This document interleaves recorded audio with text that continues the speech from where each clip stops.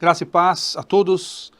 Nós estamos diante da lição número 8 da nossa revista, que vai falar sobre a igreja medieval distante do Evangelho de Cristo. O textuário da nossa lição está em Colossenses capítulo 2, verso 8, diz assim: Tende cuidado para que ninguém vos faça presa sua, por meio de filosofias e vãs sutilezas, segundo a tradição dos homens, segundo os rudimentos do mundo e não segundo Cristo. Este período medieval, nós podemos dividi-lo principalmente em três partes. Inicialmente, essa transição do cristianismo romano para a igreja medieval, do ano 313 ao 590. Também nós podemos, de 590 a 1054, chamar do período da Alta Idade Média, assim como também de 1054 a 1517, a Baixa Idade Média. Então, vamos estudar sobre esse período em que o poder e a influência da igreja cristã tornaram-na numa das organizações mais poderosas do mundo medieval. Voltando ao que falamos anteriormente, o que caracterizou a igreja primitiva foi justamente a simplicidade do evangelho. Aquele evangelho genuíno, sem a pretensão de ocupar um lugar de destaque na sociedade. Esse destaque do cristianismo como religião oficial aconteceu e começou com uma flexibilização da perseguição, a extinção da perseguição com a conversão de Constantino, depois mais adiante com o decreto que estabeleceu o cristianismo como religião oficial do Império, e isso começou a dar poder e influência para a igreja. E agora, no período medieval, a igreja de fato alcança uma liderança, um poder, uma influência que tornam esta igreja medieval como então uma instituição das mais poderosas desse período. Primeiramente, a Igreja Católica como centro da vida medieval. Após o enfraquecimento gradativo do Império Romano Ocidental, que culminou com a queda de Roma em 476 depois de Cristo, pelas mãos dos bárbaros, povos germânicos que já tinham relações com Roma, a Igreja Católica tornou-se a principal instituição de estabilidade, cultura e autoridade espiritual. Convém dizer que a palavra católica significa universal. Então, esta igreja passou a ser a principal instituição de estabilidade, de cultura e também de autoridade espiritual. Surgiram neste período os monastérios, onde foi preservado o conhecimento, também desenvolvida a evangelização dos povos chamados povos bárbaros, e também desse cuidado com os pobres através de obras assistenciais. Por isso, os monges dedicavam-se a copiar manuscritos da Bíblia, textos de escritores cristãos e clássicos literários da filosofia e outras áreas da ciência, desta forma preservando o conhecimento neste período de também algumas instabilidades. Então o conhecimento ficou concentrado nas mãos da Igreja Católica neste período. Povos bárbaros chegados ao antigo território romano foram evangelizados, assim como fizeram o acolhimento dos pobres, dos doentes, dos viajantes. Então, desde a sua relevância, os monastérios tiveram um importante papel na vida religiosa, na vida educacional e na vida assistencial da Europa.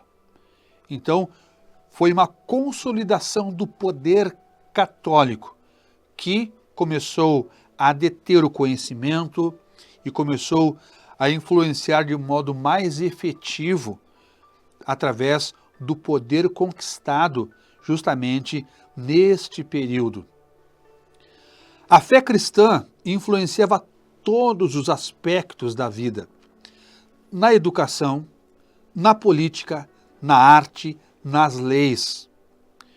Só que isso também possibilitou, ocasionou o afastamento, o distanciamento do Evangelho de Cristo. Então, nós vemos que neste período a educação estava sob condução da igreja, que mantinha escolas e universidades num período conhecido como período escolástico, que foi um movimento intelectual que procurou conciliar a fé com a razão e também o surgimento de notáveis universidades que surgiram justamente na Europa. Através da filosofia, procuraram explicar e organizar a teologia. A política recebia legitimidade pela autoridade religiosa, com governantes buscando o apoio papal. Tamanho o poder, tamanha a influência e tamanha foi a notoriedade que a igreja passou a exercer neste período. Então todos queriam estar bem vistos pela autoridade religiosa. Contudo, também nesse período medieval, no século VII, começou a surgir um movimento religioso que então tomaria grandes proporções, chamado islamismo. Então, Maomé, ele fundou o islamismo dentro deste período medieval. Enquanto a Europa estava politicamente fragmentada, após o surgimento de reinos bárbaros e com o início de um sistema feudal, formava-se no Oriente uma forte e poderosa oposição a esta religião, e nós conhecemos como, então, islamismo, com uma rápida expansão. Depois da morte de Maomé, os califados islâmicos se expandiram rapidamente, conquistando territórios que iam da Península Ibérica, ou seja, da Espanha e Portugal, no Ocidente, até a Índia, no distante Oriente. Isso transformou o mapa geopolítico naquele momento, criando uma nova potência global que faria frente ao mundo cristão. Então, a rápida expansão do islamismo, isso então fez frente ao domínio cristão e combateu o domínio cristão naquele período. Cristãos passaram a conviver com muçulmanos em territórios conquistados. Isto gerou tensões, também trocas culturais e também muitos conflitos. O avanço islâmico desafiou a hegemonia cristã estabelecida até aquele momento. E isto motivou reações militares e também reações políticas. A presença muçulmana na Europa naquele período, especialmente na Espanha, e também as cruzadas, são exemplos de como o Islã, que nasceu na Alta Idade Média, continua a influenciar os eventos na Baixa Idade Média, períodos que nós então mencionamos no começo desta lição. O conhecimento e a cultura do povo árabe foram fundamentais para o renascimento europeu, com a preservação de obras filosóficas e científicas da antiguidade clássica.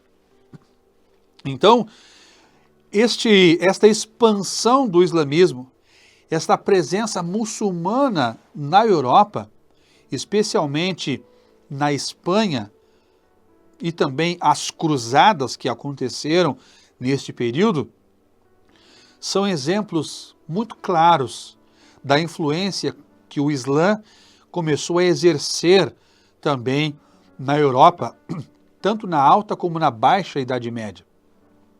Este conhecimento vindo do povo árabe também começou a influenciar conhecimentos, por exemplo, na área da matemática e em outros campos da ciência e também da cultura, começaram a exercer influência e surgiu neste período um movimento chamado as Cruzadas. Essas cruzadas foram incursões, expedições militares enviadas da Europa, então para o Oriente, justamente tentando recuperar Jerusalém das mãos dos muçulmanos e também para proteger Jerusalém e também para proteger os cristãos neste Oriente. As motivações para essas campanhas foram religiosas, políticas e também econômicas. Então, essa era a intenção das cruzadas. Embora vistas como defesa da fé, muitas cruzadas causaram apenas violência, mortandade, abusos e também divisões nesse período. Algumas dessas cruzadas não atingiram seu objetivo e foram um verdadeiro fracasso. Então, este foi o movimento que surgiu então na Europa, nessas incursões militares enviadas ao Oriente. Pelo lado dos muçulmanos, surge a figura de um homem chamado Saladino, um líder que enfrentou os cruzados e que, com estratégia, com inteligência, nós vemos que ele unificou o mundo islâmico e retomou Jerusalém das mãos dos cruzados. Então foi um período de muitas batalhas, muita mortandade e muitos excessos, tudo em nome da religião. Então, este foi o período chamado período medieval, com esses movimentos, então, religiosos que foram enviados para a Europa também. Também neste período, irmãos, grupos cristãos fora da Igreja Católica também se fizeram existir e também eles caracterizaram justamente um modo de vida em paralelo a esse movimento católico. E esses movimentos foram duramente perseguidos e mortos neste período que antecedeu justamente a reforma, o período da reforma protestante. Nós destacamos aqui 4 desses grupos cristãos que então surgiram nesse período. Por exemplo, os valdenses, que foram duramente perseguidos e expulsos da França. Contudo, encontraram abrigo nos vales na parte norte da Itália. Os valdenses apareceram, então, em 1170, liderados por Pedro Valdo, cujo nome Valdo, então, originou esse movimento chamado dos valdenses. Foram perseguidos e foram cruelmente expulsos também da França e abrigaram-se na Itália. Os próprios cátaros ou albingenses também foi outro grupo, também foi chamado de puritanos. Rejeitavam a autoridade da tradição, distribuíam o Novo Testamento e opunham-se às doutrinas romanas do purgatório, à adoração de imagens e também às pretensões sacerdotais. E, igualmente, esses foram, então, duramente perseguidos e também foram alvo de hostilidades por parte do movimento predominante naqueles dias. Os próprios Lollardos também foi um grupo cristão que surgiu neste período. Então, eram seguidores de John Wycliffe e que chegaram também a ser numerosos no tempo de Henrique IV e Henrique V. Foram também perseguidos e, por fim, exterminados. A tradução da Bíblia neste período por Wycliffe prepararam o caminho para a Reforma Protestante. Outro grupo foram os hussitas, seguidores de John Hus, ou João Hus, nascido na região da Boêmia em 1369. Anteciparam ideias da Reforma Protestante. Então, este John Hus foi também martirizado. E quando do seu martírio, ele pronunciou palavras que profetizaram o surgimento de um líder que surgiria mais tarde, dali a 100 anos. E ele mesmo diz assim: hoje vocês assam um ganso, que era o significado do seu nome no seu idioma de origem, mas daqui a 100 anos ouvirão um cisne cantar, e a estes vocês não poderão silenciar. Uma referência à Reforma Protestante iniciada por Martinho Lutero em 1517.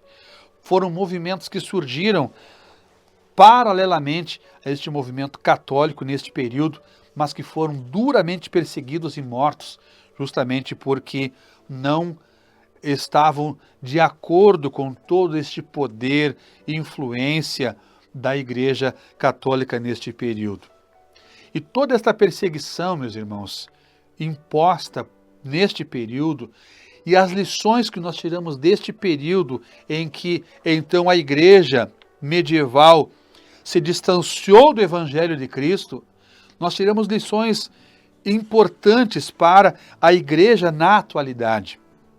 A primeira delas, que no período medieval, o acesso à Bíblia não era livre, até porque o analfabetismo atingia a maior parte da população. Hoje, nós temos acesso livre à palavra de Deus. Nós temos inúmeras versões, nós podemos adquirir a Bíblia quando quisermos e da forma como quisermos. Nós podemos ir a uma livraria física, nós podemos comprar pela internet, porque o acesso à Bíblia, ele realmente é facilitado nos dias atuais, coisa que não era neste período.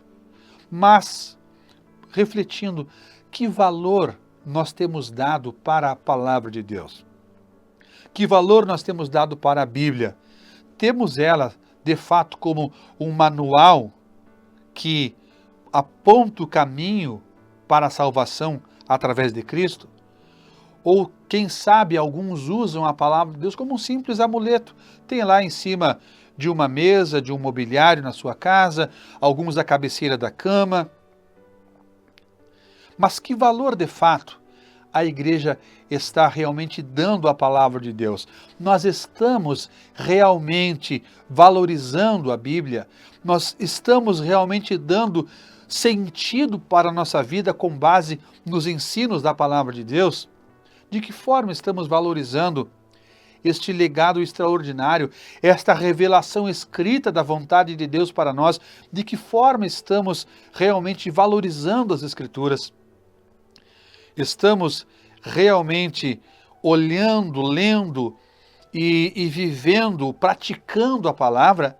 Porque ouvir é muito fácil, ouvir a palavra de Deus. Mas muito mais do que ouvir a palavra é praticar a palavra. Jesus disse que quem ouve a palavra e a pratica é como o homem sábio que edificou a sua casa sobre a rocha. Agora, quem ouve e não pratica é como uma pessoa insensata. Edificou a casa sobre a areia, não tem firmeza. Quaisquer intempéries que venham contra a sua casa, ela vai ruir. Será grande a sua queda, será grande a sua ruína. E em tempos de grande hostilidade também no campo das ideias e também a forma como a igreja é perseguida na atualidade. Não devemos fechar os olhos para isso. Há lugares, irmãos, em que muitos seguidores de Cristo, irmãos nossos, são proibidos de portar a sua Bíblia. Além de serem proibidos de portarem a Bíblia, estão proibidos muitas vezes de lê-la.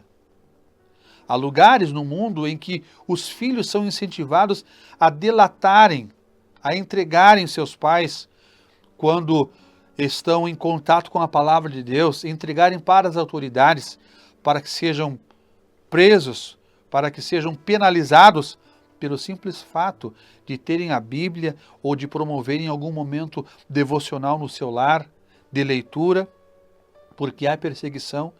Esses irmãos, eles não têm a mesma liberdade que nós temos, mas nós temos a palavra de Deus. Então, na atualidade, irmãos, nós que temos esta herança bendita que é a palavra do Senhor, devemos valorizá-la, amá-la, lê-la. Devemos verdadeiramente pautar a nossa vida, porque em tempos de dificuldade, de luta, de adversidade, a firmeza da nossa fé depende também deste contato e desta vivência, desta prática religiosa fundamentada na palavra. Não sejamos meros ouvintes, mas sejamos praticantes da palavra. Sejamos nós, então, aplicados justamente em valorizar a Bíblia, em ter a palavra do Senhor nosso Deus como realmente parâmetro e fundamento para a nossa vida. A igreja no período medieval buscou poder político, influência e controle. Para o nosso tempo, esse triunfalismo eclesiástico, que é um movimento que busca também poder e sucesso, tendo como objetivo conquistar o mundo em diferentes esferas, e também através de alianças que comprometem a pureza e a missão espiritual da igreja, por mais vantajoso que isto possa parecer, precisam ser evitados. Nós aqui na terra, irmãos, nós somos peregrinos, nós somos forasteiros. Nós vamos anunciar o Evangelho, nós vamos praticar a nossa religião de acordo com os parâmetros bíblicos. Mas nós não podemos perder de forma alguma a nossa relação com o céu. Aqui nós estamos de passagem. Aqui nós estamos temporariamente. A nossa herança maior está na glória com Cristo. Se a nossa mensagem for confirmada, irmãos, com sinais, prodígios, maravilhas, quanto mais pudermos alcançar com a obra de evangelização e missionária da igreja, amém.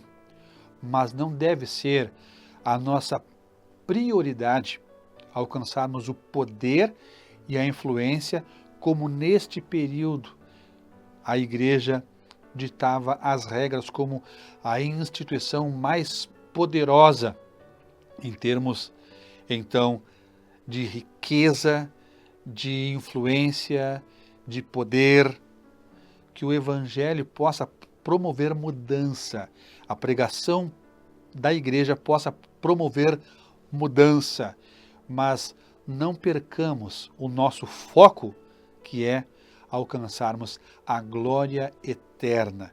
Que Deus confirme a pregação da igreja, sim, com sinais, com maravilhas, com inúmeras conversões ao Evangelho de Cristo, mas o nosso interesse maior precisa estar realmente voltado para a nossa missão principal, que é anunciar o Evangelho. Se Deus nos abençoar, amém, mas não percamos de modo algum a nossa visão espiritual, não percamos de modo algum o nosso compromisso com Deus.